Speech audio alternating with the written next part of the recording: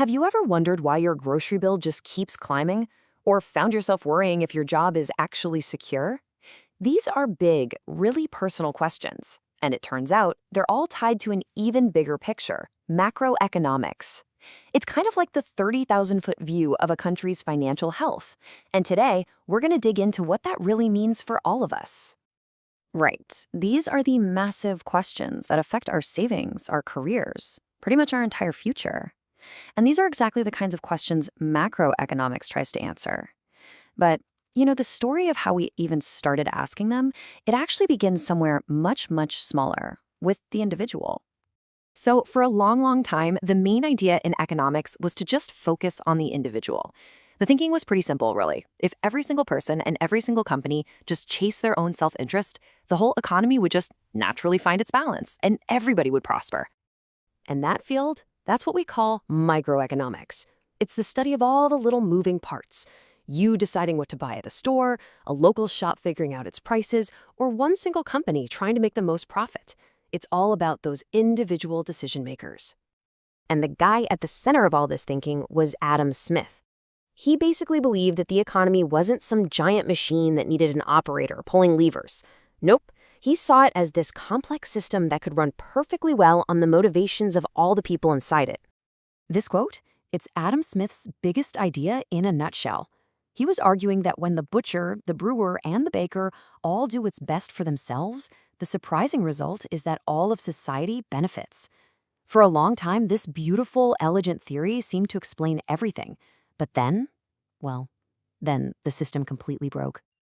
So you've got the early 20th century, and everything seems to be humming along with this micro-focused view of the world. And then bam, a catastrophe hits that these old theories just couldn't explain or do anything to fix. I'm talking about the Great Depression. This was a total global economic meltdown.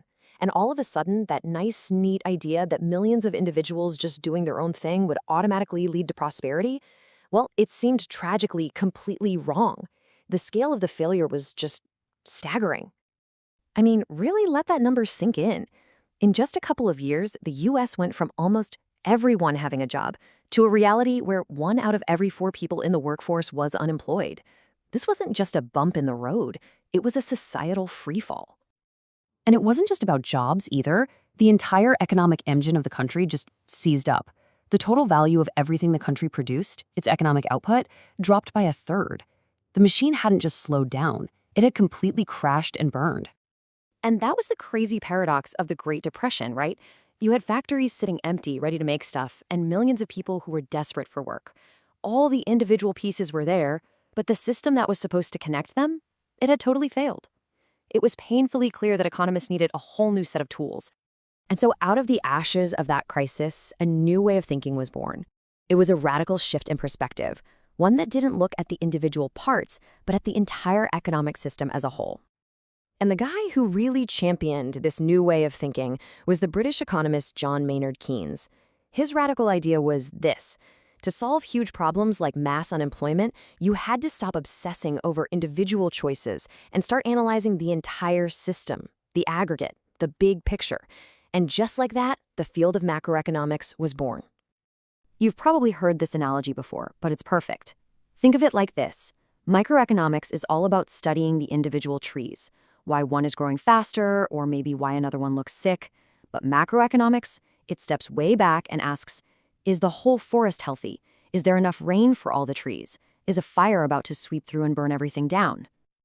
So, how do you actually analyze an entire economic forest? Well, macroeconomics simplifies all that complexity by grouping everyone and everything into 4 main players. First up, you've got households. That's you, me, everybody. All of us earning, spending, and saving our money. Then you have the firms. Those are all the businesses making the stuff we buy. Third is the government, which, collects taxes and spends that money on things like roads and schools.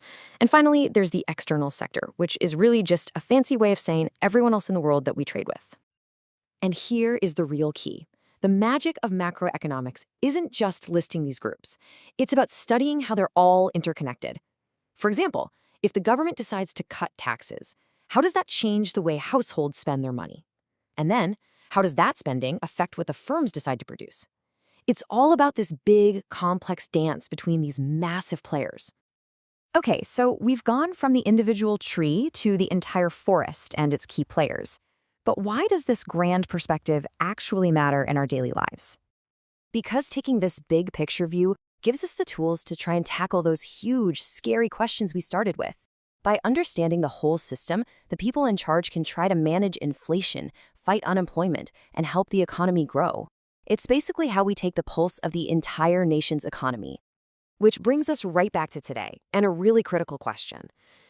Macroeconomics was born because we failed to see a massive crisis coming. So the question for us is, are we using these tools effectively now? Are we truly paying attention to the health of our economic forest?